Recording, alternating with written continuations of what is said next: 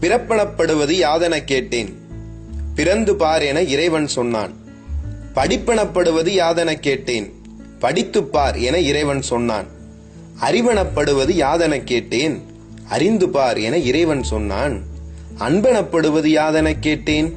அழித்துப் பார் என இறைவன் சொன்னான். பாசம் என்பது யாதெனக் கேட்டேன். பகிர்ந்து பார் என இறைவன் சொன்னான். மனையாள் சுகமது யாதெனக் கேட்டேன். மணந்து பார் என இறைவன் சொன்னான். பிள்ளை என்பது யாதெனக் கேட்டேன்.